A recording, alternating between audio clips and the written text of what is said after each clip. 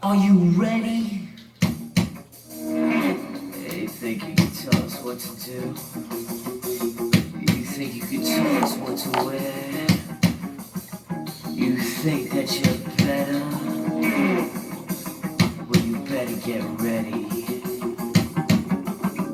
Bow to the masters. Break it down!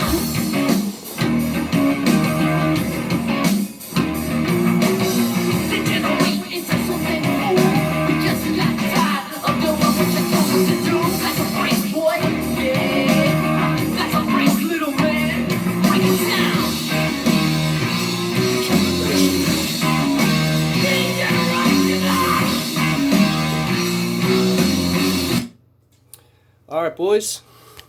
Well, I was hoping I didn't have to do this season, and that somebody else would take over the role as the video maker for the season. But looks like you bitches are stuck with me again.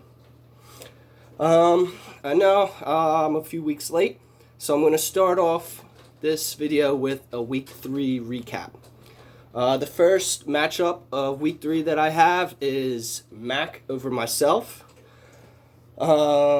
Mac was able to pull out the upset. First time this dude's ever pulled out in his life. Stop having kids, you fucking hornball. Mac was lucky that one of his players was going up against the Atlanta Falcons, and the legend of Big Dick Nick just keeps growing with the run to the L play, giving me a big old L. Thanks a lot, Nick, dickhead. The next matchup we have is Fico over Sean. This was the battle of the best friends, and this showed us which is the savvier fantasy football coach. To me, this all started at draft day.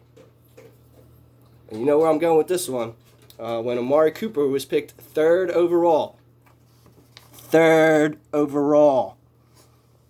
Wanted to make that clear.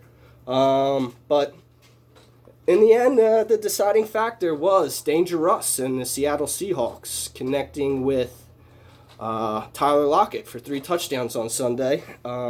They beat up on the Cowboys. Go Birds. The next matchup we have, excuse me for a sec,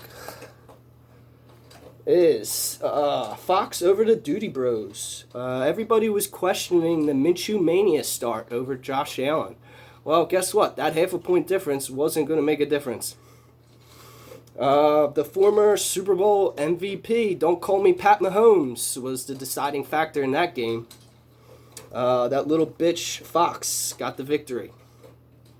The next matchup is the Dick Boners over the Big Purple Nutbusters. With Drew Kerr phoning in his second season in a row. By the way, thanks for the donation, bro. This team, the team with the combined weight of a metric ton, was easily took care of the Big Purple Nutbusters. Yeah. And the last matchup we have is Joe over Fark. In this matchup, Joe was able to force his will upon another victim and defile them. All I have to say about this matchup is Fark, hide your kids, because this dude's a diddler.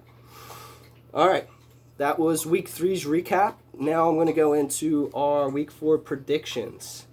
The first matchup of Week 4 that we have is Fico versus the Duty Bros. I think we got an interesting matchup here, boys. The Duty Bros are a 20-point favorite in this matchup. But I predict that Fico's going to pull out the W. Those Hotlanta boys, a few of their top players have tough matchup this weekend, and I don't know if they're going to be able to pull it through for them. We'll see. Fico got the upset. Fuck you, Tony.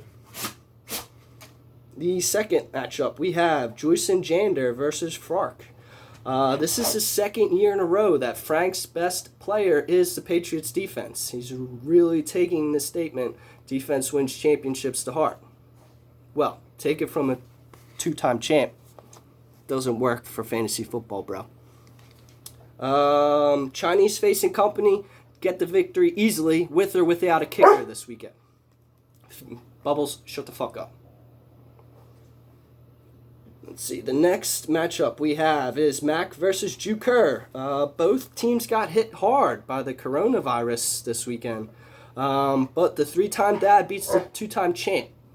Still phoning this year in, Kerr. I don't know what the fuck you're doing, bro. Get off the stuff. Our next matchup is Pastor versus me. We all know how I feel about Sean's team. I made that blatantly obvious over the past few seasons, and my opinion remains the same. Sean's team stinks.